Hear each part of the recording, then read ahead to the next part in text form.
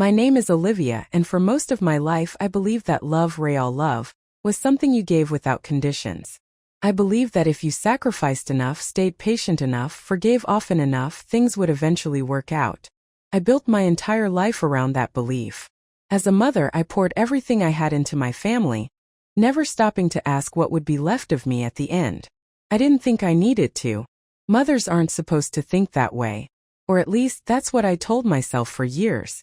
I was widowed earlier than I ever expected. One moment, my life was full of shared routines and quiet conversations.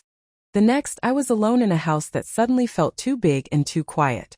Raising my children had already shaped me into someone who knew how to be strong without applause, but losing my husband tested that strength in ways I wasn't prepared for. Still, I survived. I always did.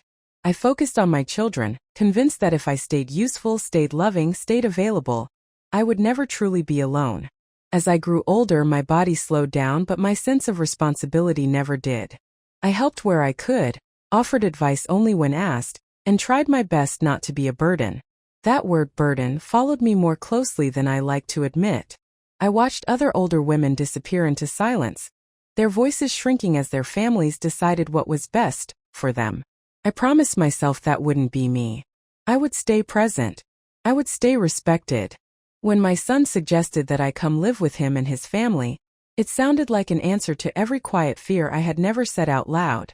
He spoke warmly, reassuringly, telling me I deserved comfort, care, and company. I wanted to believe him, and I did. I packed my memories into boxes, my life into manageable pieces, and told myself this was the next chapter, not the end of the story.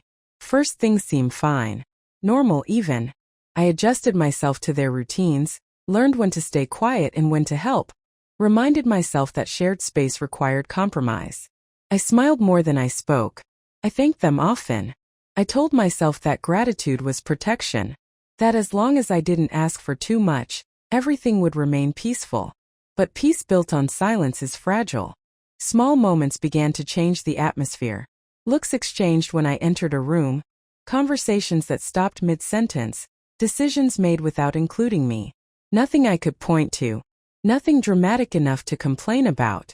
And so, like many mothers before me, I dismissed my discomfort. I told myself I was imagining things, that this was just what aging felt like, that I needed to be patient.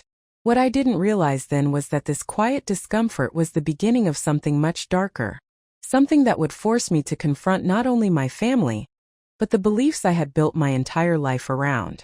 I had no idea that the love I trusted so completely would soon be tested in ways I never imagined, and that staying silent would come at a far greater cost than speaking up. And that was only the beginning. At first, I convinced myself that the unease I felt was nothing more than the natural adjustment that comes with age. Moving into someone else's home, even your own child's, requires patience, humility, and an understanding that the rules are no longer yours to set. I reminded myself of that every morning as I woke up in a room that wasn't truly mine, surrounded by furniture chosen by someone else, in a house that no longer carried my rhythm. I folded myself quietly into their life, careful not to disturb the balance, careful not to ask for anything that might be seen as unnecessary. I made it a point to be helpful. I cleaned when I could, cooked when I was allowed, and kept my opinions to myself unless someone directly asked for them. Even then, I spoke gently, cautiously, choosing my words as if they were fragile glass. I believed that respect was something you earned through restraint, that if I stayed agreeable enough, I would remain welcome. But what I didn't understand then was that constant self-erasure doesn't build respect. It invites control. Slowly, the warmth I had been promised began to fade. It wasn't sudden or obvious. It crept in through small dismissals and subtle exclusions. Conversations happened without me. Decisions were made about my schedule, my finances, even my health, without so much as a courtesy discussion. When I questioned it, politely, carefully, I was met with sighs or reassurances that felt more like instructions. Don't worry, they'd say. We're handling it. And so I stepped back, telling myself this was just what care looked like now. There were moments when I felt invisible in the very home where I lived. Meals were planned without asking what I preferred. Appointments were scheduled and announced to me instead of discussed. I noticed how my presence seemed to create tension. How my footsteps in the hallway caused pauses in conversation. Each time I swallowed my discomfort, reminding myself that families go through phases. That patience was a virtue. That love sometimes meant enduring silence. What hurt the most wasn't the lack of kindness, it was the shift in tone. I was no longer being spoken to as a mother, or even as an equal adult, but as someone who needed to be managed, corrected, watched. My independence, once celebrated, was now treated like an inconvenience. And yet, when I tried to assert myself even gently, I was made to feel ungrateful. As if my need for dignity was a personal failing. I began to notice how my confidence was slowly eroding. Simple choices, what to wear, when to rest, how to spend my afternoon, felt like decisions that needed approval. I questioned myself constantly, second-guessing instincts that had guided me for decades. The woman who had raised children, managed a household, and survived loss now felt uncertain, asking for something as small as quiet time. I told myself this was temporary, that things would improve once everyone adjusted. I held on to that hope because admitting the truth felt unbearable.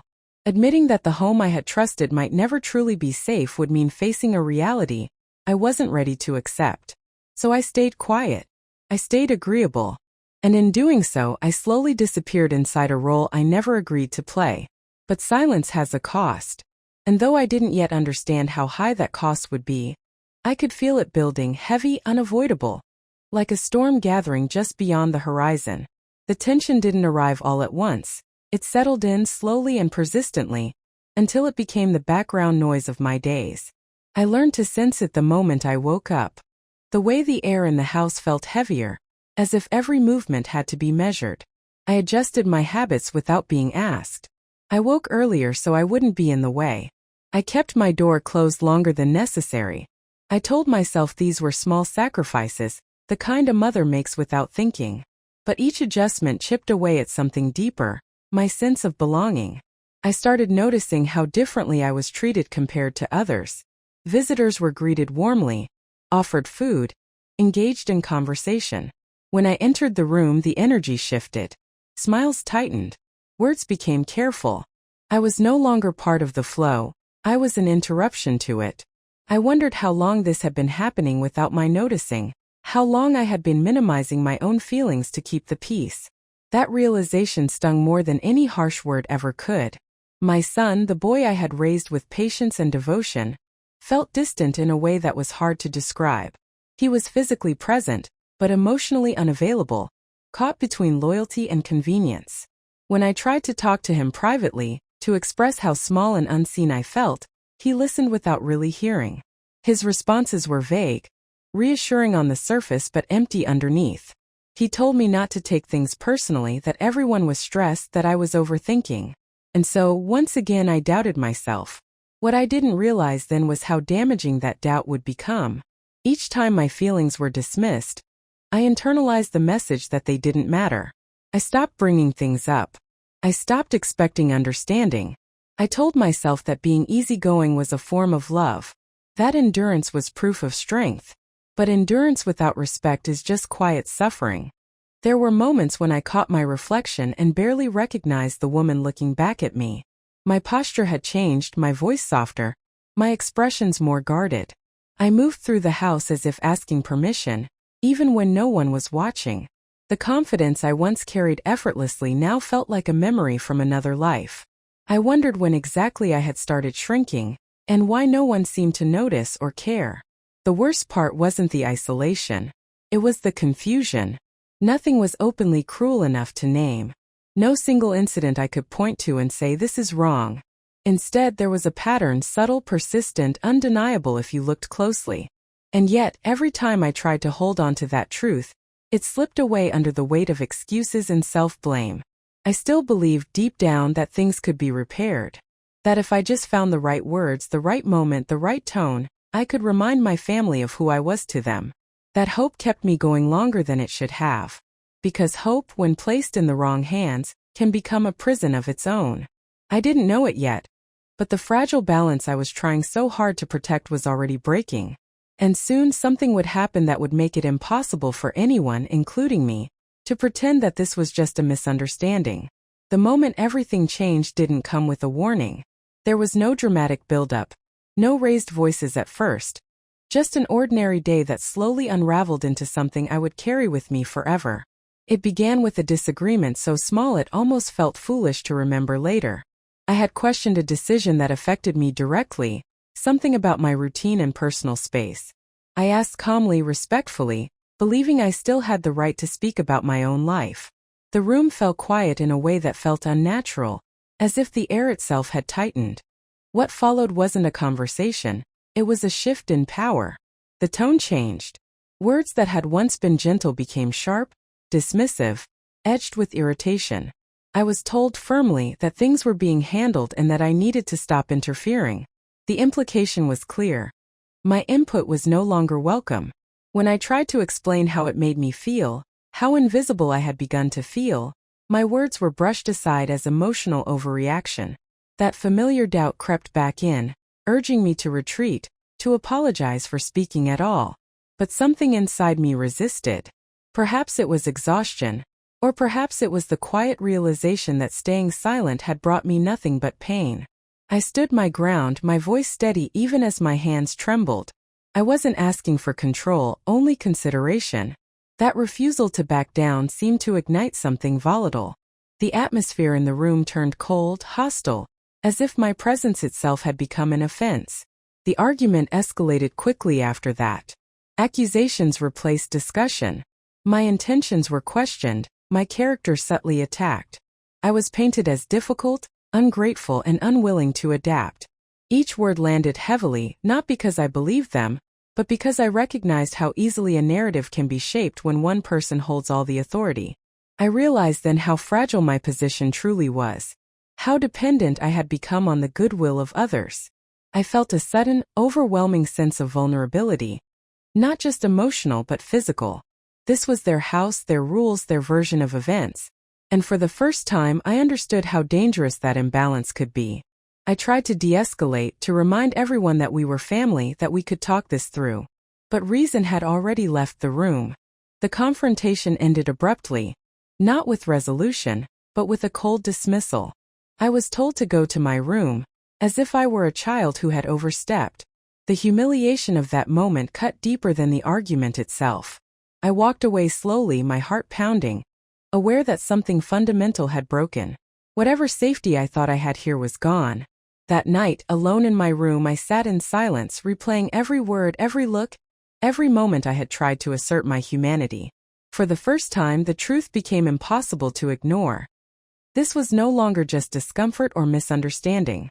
This was control. And if I didn't confront it, it would only grow stronger. I didn't sleep much that night. I lay awake, staring at the ceiling, listening to the muffled sounds of a house that no longer felt like home. Somewhere between fear and clarity, a realization settled in, quiet but unshakable. I could not continue like this. And soon I would be forced to make a choice I had spent my entire life avoiding. The days after that confrontation felt unreal. As if I were moving through someone else's life instead of my own. Every sound in the house made me tense. The closing of doors, footsteps in the hallway, voices just beyond hearing range. I became hyper-aware of my presence, careful with every movement, every word. The home that was supposed to offer comfort now felt like a place where I had to constantly protect myself, not from violence but from erasure. That kind of fear is quiet, but it seeps into everything. I tried to regain some sense of normalcy by clinging to routine. I woke up early, made my bed neatly, and spent long hours sitting by the window, watching the world go on as if nothing had changed. Cars passed, neighbors walked their dogs. Life continued without interruption. The contrast was painful. Inside those walls, I felt trapped in a reality I never consented to. One where my worth was constantly questioned without ever being named outright. I considered leaving more than once. I imagined packing my things and going somewhere, anywhere, where I wouldn't feel like a burden. But the thought was terrifying. I had uprooted my life to be here. My finances, my belongings, my sense of stability were all tied to this place. And beneath the fear was something even heavier, shame. Admitting that my own family had reduced me to this state felt like a personal failure, even though I knew rationally that it wasn't. My son avoided me during that time. When we crossed paths, his words were polite but distant. stripped of the warmth I remembered. It was as if he had chosen silence over confrontation, convenience over responsibility. I wanted to reach him to remind him of the bond we shared, but I didn't know how to break through the wall he had built. Each unanswered question, each avoided conversation, deepened the ache. There were moments when I blamed myself. I wondered if I had asked for too much, spoken too honestly, failed to adapt quickly enough. Years of conditioning had taught me to look inward for faults, to accept discomfort as the price of belonging. But even as those thoughts surfaced, a quieter voice pushed back. A voice that reminded me I was still a person with needs, boundaries, and a right to be treated with dignity. That internal conflict drained me more than the situation itself. I was constantly torn between self-preservation and self-sacrifice, between the instinct to protect myself and the habit of putting others first. For the first time in my life, those two impulses were in direct opposition, and choosing between them felt like betraying either my family or myself. One evening, as I sat alone in my room, I realized something that both frightened and steadied me. Nothing was going to change unless I acted. Waiting, hoping, enduring, those strategies had already failed me. If I wanted my life back, I would have to take a step I had avoided my entire life. I would have to speak up, not softly this time but clearly, and I would have to be prepared for the consequences. That realization didn't bring relief. It brought resolve. And with it, the understanding that the next chapter of my life would be defined not by what I endured, but by what I chose to confront. Making the decision to stand up for myself was one thing, finding the strength to actually do it was something else entirely. Fear doesn't disappear just because clarity arrives. If anything, it grows louder right before you act. For days, I rehearsed conversations in my head, imagining every possible reaction. I told myself to stay calm, to stay respectful, to speak from the heart. I wasn't looking for a fight. I was looking for acknowledgement, for the simple recognition that I was still a human being with a voice. The opportunity came sooner than I expected. One evening, everyone was home, the tension thick enough to feel. I asked if we could talk. My voice didn't shake as much as I thought it would, but my heart was pounding. I explained how isolated I had been feeling, how decisions were being made for me without my consent, how living in constant silence was slowly breaking me down. I chose my words carefully, hoping empathy would find its way into the room. Instead, what I faced was defensiveness. I was told I was being dramatic, that I was misinterpreting things, that I should be grateful for everything they were doing for me. Gratitude, once again, was used as a weapon, a way to dismiss my pain without addressing it. When I tried to clarify that appreciation and respect were not the same thing, the conversation shifted sharply. Voices rose. Blame was redirected. Suddenly, my attempt at honesty was being framed as an attack. That was the moment something inside me finally broke. Not in a loud, emotional way, but in a quiet, irreversible one. I realized I wasn't being misunderstood. I was being managed. My discomfort wasn't accidental. It was inconvenient. And inconvenient truths are often met with anger. The argument escalated further than I ever expected. Lines were crossed that should never be crossed with a parent, or with anyone. I felt small, cornered, overwhelmed by the realization that the love I had trusted was conditional after all. When I tried to remove myself from the situation, to step away and calm down, I was blocked, physically and emotionally, from doing so. That moment shattered any remaining illusion of safety. What happened next unfolded too quickly. In the chaos, I lost my balance and fell hard. The pain was sharp and immediate, but what hurt more was the shock, the disbelief that it had come to this. That my own home had become a place of danger. That my own family had allowed things to go this far. Someone finally called for help. Voices panicked. The tone shifted from anger to fear, but by then it was too late to undo what had happened. As I was helped up, shaken and injured, I felt an overwhelming sense of clarity. This was no longer a private family matter. This was something bigger. Something that could not be brushed aside or excused. In the quiet that followed, as I waited for assistance, I made a promise to myself. No matter how painful the fallout would be, I would not protect behavior that harmed me. I would not stay silent to preserve appearances. The cost of silence had already been too high. That night marked the end of the life I had been trying to hold together through endurance alone. And though I didn't know exactly what would come next, I knew one thing with certainty. I was done disappearing. The days that followed were a blur of unfamiliar rooms, careful questions, and long stretches of waiting. I found myself in places I never imagined I would be at this stage of my life, explaining what had happened to people who spoke gently but took careful notes. Each retelling felt surreal, as if I were describing someone else's story instead of my own. And yet, with every word I spoke, the weight I had been carrying for so long began to lift, slowly, unevenly, but undeniably. For the first time, someone listened without dismissing my feelings, or asking me to minimize my experience. I wasn't told to be patient or understanding. I wasn't reminded of my role as a mother. I was treated as a person who had been hurt, and that simple shift changed everything. I realized how long it had been since anyone had asked me what I needed, instead of telling me what I should accept. The truth had consequences. Once spoken, it could not be taken back, and it set a series of events in motion that reshaped my life completely. There were legal processes, formal statements, and difficult decisions that had to be made. Each step was exhausting, but it was also grounding. For the first time in years, my voice mattered in a way that had tangible impact. I struggled with guilt more than I expected. Not because I believed I had done something wrong, but because years of conditioning had taught me to prioritize family harmony over personal safety. I worried about the fallout, about how my actions would be perceived, about the irreversible nature of what had happened. But beneath that guilt was a growing sense of relief. The truth, once released, refused to be buried again. I was given space, physical and emotional, to heal. Away from constant tension, my thoughts became clearer. I began to see the situation not as a personal failure, but as a boundary I had been forced to draw for my own survival. That understanding didn't erase the pain, but it reframed it. What I had done wasn't betrayal. It was self-preservation.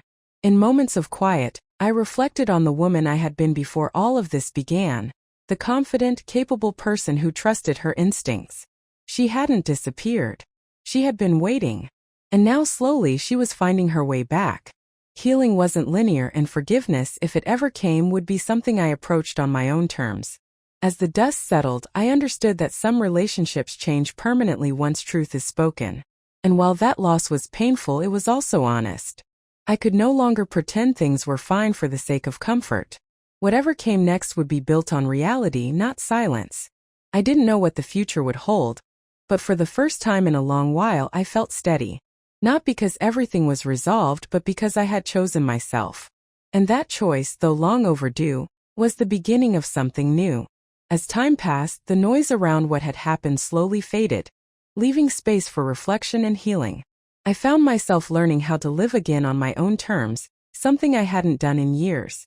The days were quieter now, but not empty. There was a different kind of peace in knowing that I no longer had to walk on eggshells or measure every word I spoke. For the first time in a long while, I felt safe both physically and emotionally, and that safety allowed me to breathe freely. Healing came in small, unexpected moments. A morning cup of tea enjoyed without tension. A walk taken without asking permission. Conversations where my thoughts weren't dismissed or redirected. These simple freedoms reminded me of who I was before I began shrinking myself to fit into someone else's expectations.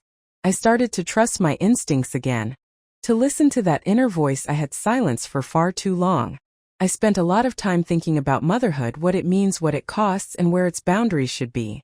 Loving your children doesn't mean sacrificing your dignity. Supporting your family doesn't mean enduring harm. These were lessons I learned late in life, but they were no less powerful because of that. If anything, they carried a depth that only experience can bring. Some relationships remained strained, others distant. I accepted that not every bond can, or should, be repaired. Closure, I discovered, doesn't always come from reconciliation. Sometimes it comes from understanding, from accepting the truth without trying to change it. Letting go of what I couldn't control freed me to focus on what I could. My well-being, my peace, my future. I began sharing my story, carefully at first, then with more confidence. And in doing so, I saw how many others recognized themselves in my experience. Women who had endured in silence. Mothers who believed their needs came last. Hearing them say, "I thought I was alone," reminded me why speaking up mattered. If my story could help even one person reclaim their voice, Then it had purpose beyond my own healing. Now, when I look ahead, I no longer see fear. I see possibility. I see a life shaped not by endurance but by choice. I know who I am, what I deserve, and what I will no longer accept. That clarity is my strength.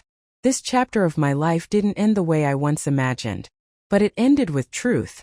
And from that truth I am building something new, something honest, peaceful, and entirely my own.